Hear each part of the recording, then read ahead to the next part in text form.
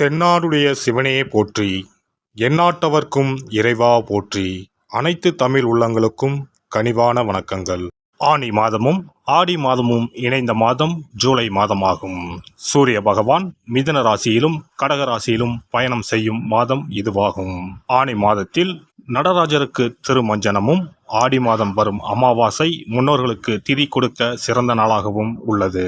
அம்மனின் அருளை பெறுவதற்கு உரிய ஆடி மாதம் இந்த ஜூலை மாதத்தில்தான் பிறக்கிறது. இம்மாத கிரக நிலைகளை பார்க்கும்போது மேசராசியில் செவ்வாய் மற்றும் சந்திரனின் சஞ்சாரம் உள்ளது. ரிஷபராசியில் குரு பகவானும், மிதுன ராசியில் சூரியனும் சுக்கிரனும் இணைந்துள்ளனர். கேது பகவான் கன்னி ராசியிலும், சனி பகவான் கும்பராசியிலும் உள்ளனர். ராகு பகவான் மீன ராசியில் சஞ்சாரம் செய்கின்றார். இம்மாத கிரக பெயர்ச்சி என எடுத்துக்கொண்டால் சுக்கிர பகவான் ஜூலை 6ஆம் தேதி மிதுன ராசியில் இருந்து கடகராசிக்கு செல்கிறார். செவ்வாய் பகவான் ஜூலை 12ஆம் தேதி மேசராசியில் இருந்து ரிஷபராசிக்கு இடப்பெயர்ச்சி ஆகின்றார். ஏற்கனவே ரிஷபத்தில் சஞ்சாரிக்கும் குரு பகவானுடன் செவ்வாய் பகவான் இணைந்து குருமங்கள யோகத்தை உண்டாக்குகிறார். அதே சமயம் இந்த ஜூலை மாதம் 16ஆம் தேதி இரவு 17ஆம் தேதி அதிகாலையில் சூரிய பகவான் மிதுன ராசியில் இருந்து பயிற்சியாகி கடகராசியில் சஞ்சாரம் செய்கின்றார். இது ஆடி தமிழ் மாத பிறப்பை குறிக்கும்.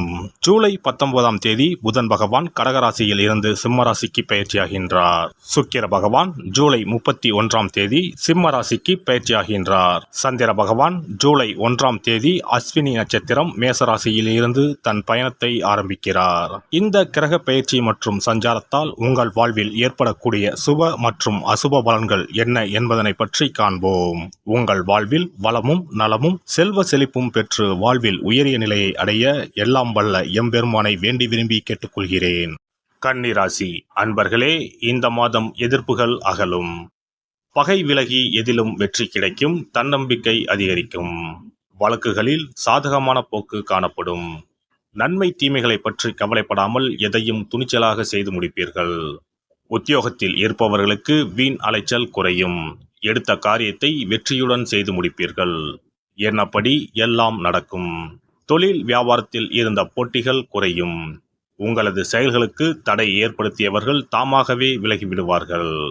பணவரத்து கூடும். தொழிலை விரிவாக்கம் செய்வதற்கான முயற்சிகளில் ஈடுபடுவீர்கள். குடும்பத்தில் இருந்த மன வருத்தங்கள் மாறி சுமூகமான நிலை உண்டாகும்.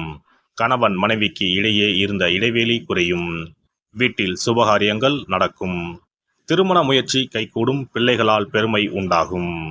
பெண்கள் சாதக பாதகங்களை பற்றி கவலைப்படாமல் எந்த காரியத்தையும் துணிச்சலாக செய்து முடிப்பீர்கள். எதிர்ப்புகள் விலகும். கலைத்துறையினரை பொறுத்தவரை பேச்சு திறமையால் காரியங்களை சாதகமாக செய்து முடிப்பீர்கள்.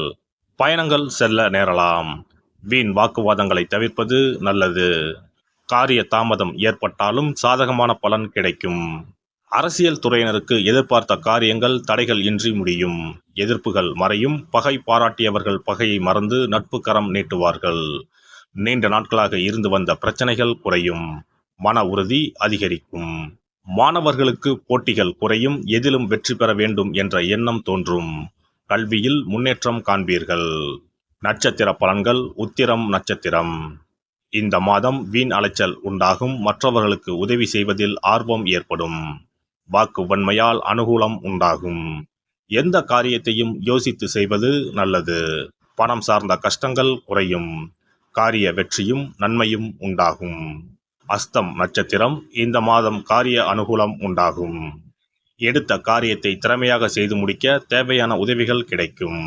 சுய நம்பிக்கை அதிகரிக்கும். புத்தி தெளிவு உண்டாகும். எந்த பிரச்சனையும் எதிர்கொள்ளும் தைரியம் உண்டாகும். சித்திரை நட்சத்திரம். இந்த மாதம் மனதை கவலை கொள்ளச் செய்த பிரச்சனைகளில் எதிர்பாராத திருப்பங்கள் ஏற்பட்டு சாதகமான பலன் கிடைக்க பெறலாம். தொழில் வியாபாரம் முன்னேற்ற பாதையில் செல்லும். சிறப்பாக செயல்பட முடியும் என்ற நம்பிக்கை ஏற்படும்.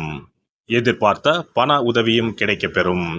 வேலை தேடிக்கொண்டு இருப்பவர்களுக்கு உத்தியோக வாய்ப்புகள் வரும். முக்கிய நபர்களின் உதவியும் கிடைக்கும்.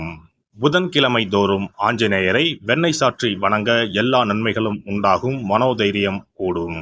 குல தெய்வத்தையும் இஷ்ட தெய்வத்தையும் ஒரே நாளில் சென்று தரிசித்து வாருங்கள். காரியங்களில் இருந்த தடைகள் விலகும். தொழில் வியாபாரம் சிறப்பாக நடைபெறும். சிறப்பு தொகுப்பு.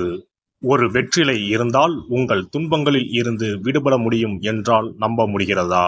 ஆம், உங்கள் ராசிக்கும் வெற்றிலை பரிகாரம் இருக்கிறது. அவற்றிற்கான வழிபாட்டு முறைகள் பற்றி காண்போம்.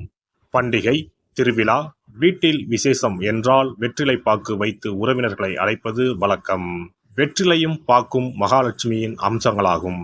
12 ராசிக்காரர்களுக்கும் வெற்றிலையின் மூலம் பரிகாரம் செய்ய கவலைகள் தீரும் என்பது நம்பிக்கை. வெற்றிலையின் நுனியில் லட்சுமியும், நடுவில் சரஸ்வதியும், காம்பில் பார்வதி தேவியும் வசிக்கின்றனர். மகாவிஷ்ணுவும், பிரம்மாவும், சிவனும், சுக்கிரனும் கூட வெற்றிலையில் வாசம் செய்கின்றனர். எனவேதான் பூஜை மற்றும் திருமணம் சுபமாக நடக்க வேண்டும் என்பதற்காக வெற்றிலை பாக்கு படைக்கப்படுகிறது. துன்பம் விலக உங்க ராசியின்படி இந்த மாதிரி வெற்றிலை பரிகாரம் செய்யுங்கள். வெற்றிலை பரிகாரத்தில் எல்லோரும் ஒரே மாதிரியான பரிகாரத்தை செய்தால் பலன் தராது. அவரவர் ராசிக்கு தகுந்தபடி சில இஷ்ட தெய்வங்களையும் சில கிரக தெய்வங்களையும் பொறுத்து உங்களுடைய பரிகாரத்தை மாற்றிக்கொள்ள வேண்டும். அப்போதுதான் உங்களுக்கு என்ன கஷ்டமோ அது சரியாக நீங்கி உங்களுக்கு நல்ல பலன்கள் கிடைக்கும். உங்களுடைய ராசியின்படி வெற்றிலையில் குறிப்பிட்ட கிழமையில் பரிகாரம் செய்தால் உங்கள் துன்பம் விலகும், பிரச்சனைகள் தீரும்.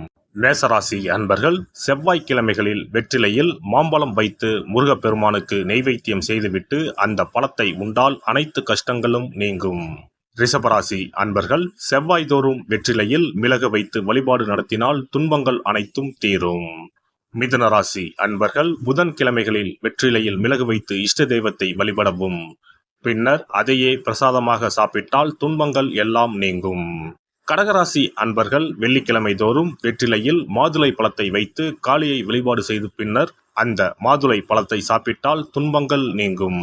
சிம்மராசி அன்பர்கள் வியாழக்கிழமைகளில் வெற்றிலையில் வாழைப்பழத்தை வைத்து இஷ்ட தெய்வத்தை வழிபடலாம். பின்னர் அந்த பழத்தை பிரசாதமாக உண்டால் கஷ்டங்கள் நீங்கும். கன்னிராசி அன்பர்கள் வியாழக்கிழமையில் வெற்றிலையோடு மிளகு வைத்து உங்கள் இஷ்ட தெய்வத்தை வணங்குங்கள். உங்கள் துன்பம் துயரம் எல்லாம் தீர்ந்துவிடும். துலாம் ராசி அன்பர்கள் வெற்றிலையில் கிராம்பு வைத்து உங்கள் இஷ்ட தெய்வங்களை வழிபட்ட பின் அதை உண்டால் அனைத்து துன்பங்களும் நீங்கும். விருச்சிக ராசி அன்பர்கள் வெற்றிலையில் பேர்ச்சம்பழம் வைத்து செவ்வாய்தோறும் உங்கள் இஷ்ட தெய்வத்தை வழிபட்டால் துன்பங்கள் நீங்கும். தனுசு ராசி அன்பர்கள் வெற்றிலையோடு கற்கண்டு வைத்து வெள்ளிதோறும் இஷ்ட தெய்வத்தை வழிபட்டு பின்னர் கற்கண்டை சாப்பிட்டால் துன்பங்கள் விலகும். மகர ராசி அன்பர்கள் வெற்றிலையோடு அச்சு வெல்லம் வைத்து வெள்ளிதோறும் காளியை வழிபட்டால் துன்பங்கள் துயரங்கள் நீங்கும். கும்பராசி அன்பர்கள் வெற்றிலையோடு நெய் வைத்து சனிக்கிழமைகளில் காளி தெய்வத்தை வழிபட்டால் உங்கள் துன்பங்கள் எல்லாம் தீரும். மீனராசி அன்பர்கள் வெற்றிலையோடு சர்க்கரை வைத்து ஞாயிறு தோறும் இஷ்ட தெய்வத்தை வழிபட்டால் துன்பங்கள் எல்லாம் விலகும். எல்லாம் வல்ல இறையருளால் நீங்களும் உங்கள் அன்பு குடும்பமும் உடல் நலம், நீலாயுள், நிறை செல்வம், உயர் புகழ், மெய்ஞானம் ஓங்கி வாழ்க வளமுடன். இந்த வீடியோ பதிவு உங்களுக்கு பிடித்திருந்தால் லைக் பண்ணுங்க, கமெண்ட் பண்ணுங்க, ஷேர் பண்ணுங்க, மறக்காம சப்ஸ்கிரைப் பண்ணுங்க, பக்கத்துல இருக்கிற பெல் பட்டனை கிளிக் பண்ணுங்க. நன்றி, வணக்கம். ஓம் நமச்சிவாய, சிவாய நம.